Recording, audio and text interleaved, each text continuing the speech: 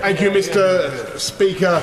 I think when people around the world look at this debate, and I'll be as brief as I possibly can, but these points must be made. When they look at this debate that we've been having, there's one big question that they always ask me, and I think particularly after the interventions we've heard this afternoon, they ask, is Britain really going to leave? Do we really have the courage and the self-belief to deliver what people voted for and to seize the opportunities, independent democratic self-government, real free trade deals, pioneering regulation that maximises the strength of our economy, and an open and outward-looking economy that attracts people and investment from around the world on the basis of laws made in this country and not in Brussels? Are we really going to embrace that future, or are we going to be intimidated by the kind of speeches that we've heard this afternoon?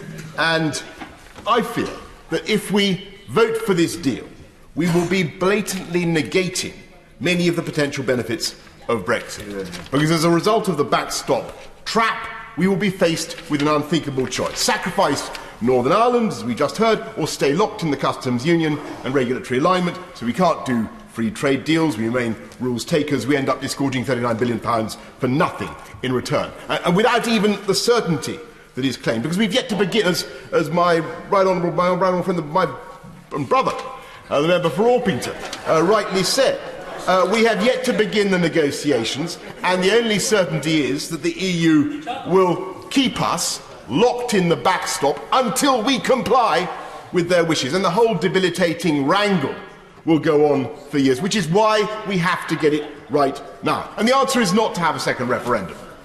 The answer is not to clamber back into the EU, or attempt to clamber back into the EU, because all this while it has been evolving in an ever more federalist direction. As we've been agonising about Brexit, they've been talking about more tax harmonisation, creating a Euro army, precisely the moves towards a United States of Europe, which may indeed attract some members opposite, which have been decisively rejected by the British people and which are not right.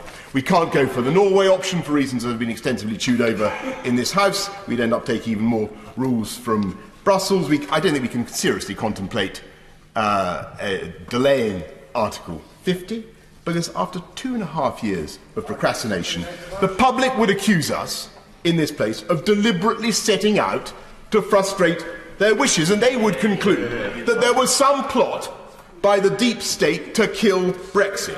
And that is precisely, that is what many people would conclude.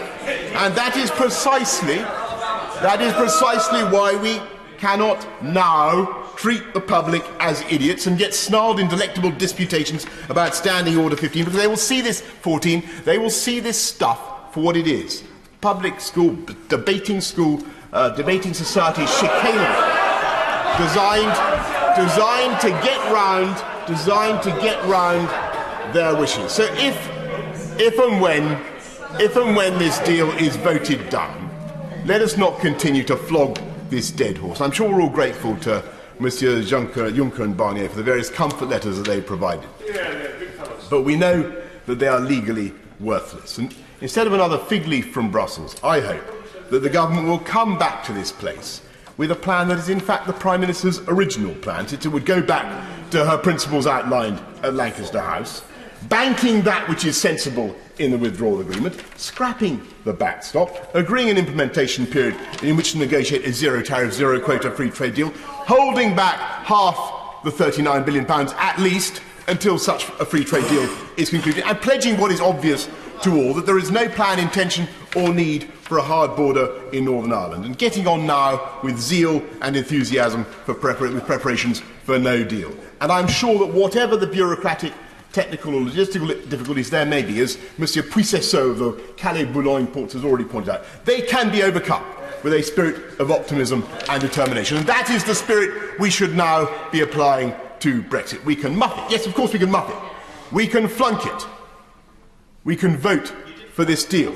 And we will thereby be confirming the worst suspicions of the British public about the cynicism of the elite. Or else we can get it right and seize the opportunities before us. And when we look ourselves in the mirror, we can say that when this House came centre stage again, and 4 years after we asked the British public to settle this profound question of their destiny. We did not miss our cue, and we answered their request. Austin.